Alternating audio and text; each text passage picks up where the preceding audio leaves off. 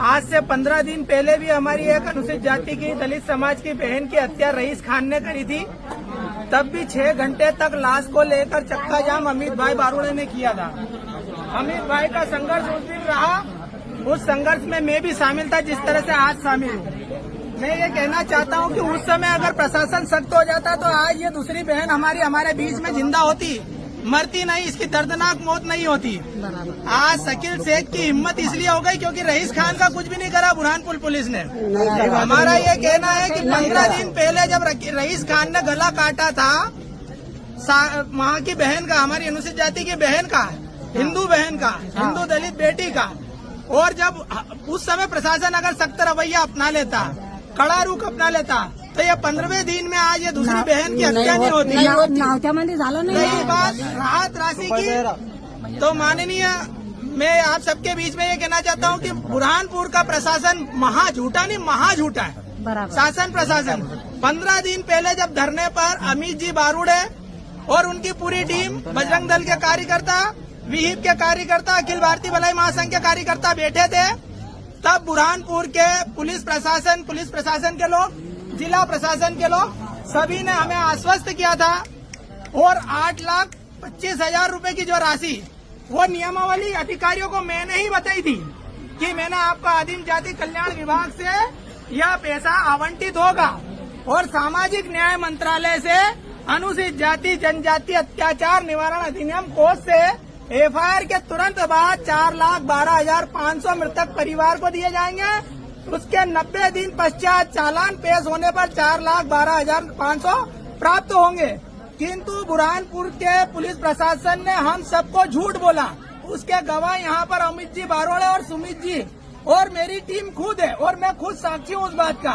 इस बात को लेकर रात को मेरी यहाँ के अधिकारियों से बात हुई। उन्होंने हमें कहा था कि आप यहाँ पर आकर किसी प्रकार का आंदोलन नहीं करेंगे। भाई ये मेरी समाज की मेरी बहन है, हमारी बेटी है, ये हमारा नैतिक दायित्व बनता है, नैतिक कर्तव्य बनता है कि इस बहन की लड़ाई लड़ना। और यदि इस बहन की लड़ाई नहीं लड़ेंगे तो आने वाले 15 दिनों में फिर कोई चाचा, फिर कोई मुसलमान, फिर कोई जिहादी हमारी दलित बहन का शिकार करेगा। तो आप ये लोग चाहते हो क्या कि फिर कोई हमारी बहन बेटी का शिकार करे, उसका शारीरिक शोषण करे, उसकी हत्या करे, उसका गला रेते? हमारी बहनों को ये चाचा लोग, ये जिहादी लोग 36 टुकड़े में काट कर अटैची में पैक करके फेंक रहे हैं। कभी कोई बहन नहर किनारे मिलती है, कोई नाले किनारे मिलती है, कोई जंगल में उसकी कटी हुई लाश मिलती है। और उस चाचा की कितनी हिम्मत हो गई कि वो हमारे मोहल्ले में, हमारे घर में, हमारी बेटी के घर में घुसकर उसने हत्या करी है। ये उसकी हिम्मत कैसे हुई, ये मजाल कैसे हुई, ये हमारे लिए बड़ा शर्म की बात है। इसलिए ये चाचाओं को उनकी औकात याद दिलाना है, इसलिए ये हत्या का बदला लेना ही पड़ेगा और वो आपके बिना हम ले नहीं सकते। हम इतनी दूर से आपकी हेल्प करने के लिए आए। हमें मालूम है 8 लाख तो क्या 8 करोड़, 8 अरब और 8 खरब भी मिल जाएंगे तो हमारी बहन वापस नहीं आ सकती। किंतु परिवार के इस दुख में शामिल होने के लिए और भविष्य में किसी अपराध की पुनरावृत्ति न हो, भविष्य में हमारी किसी बहन की हत्या नहीं हो, भविष्य में किसी बहन का गला नहीं काटा जाए, भविष्य में किसी बहन, कोई भी बहन 36 टुकड़ों में नहीं मिले, इसलिए हम यहाँ पर संगठन पूरा बजरंग दल, विश्व हिंदू परिषद, हिंदू जागरण मंच और संघ के कार्यकर्ता, आरएसएस के कार्यकर्ता और अखिल भारतीय भलाई महासंघ, आपकी खुद की समाज, पूरी दलित समाज यहाँ पर मौजूद है और सकारात्मक दृष्टि से मौजूद है।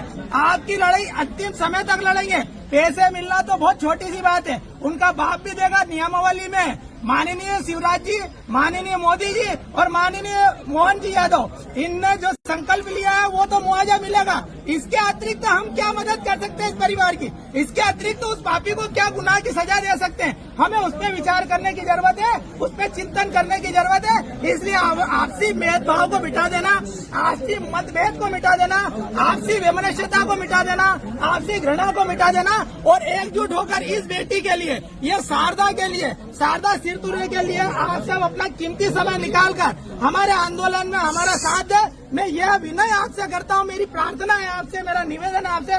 मैं आप सबका भाई हूँ, आपका बेटा हूँ। यहाँ से 300-400 किलोमीटर दूर से आपके बीच में आपका दुख बांटने के लिए आया हूँ, राजनीति करने के लिए नहीं आया हूँ, या वोट मांगने की राजनीति करने के लिए नहीं आया हूँ। आपके आंसू पोंछने के लिए आया हूँ, क्योंकि आपके परिवार का सदस्य हूँ। इसलिए आप सब मेरा साथ दीजिए, ताकि दूसरी बार कोई चाचा, कोई मुसलमान, कोई जिहादी, कोई लफंगा, किसी की हिम्मत नहीं होगी नजर भी उठा सके। वो घर में घुस के मार रहा है, हम हाथ पे डर के बैठे हैं। यहाँ 4 आदमी आए, आपस में लड़ने लग गए, और हमारी हिंदू समाज की भी इज्जत खराब हो, हमारे दलित समाज की भी इज्जत खराब हो, परिवार की भी इज्जत खराब हो। क्या हम पैसे के लिए लड़ रहे हैं? हम न्याय के लिए लड़ रहे हैं, हम पैसे के लिए कतई नहीं लड़ रहे हैं।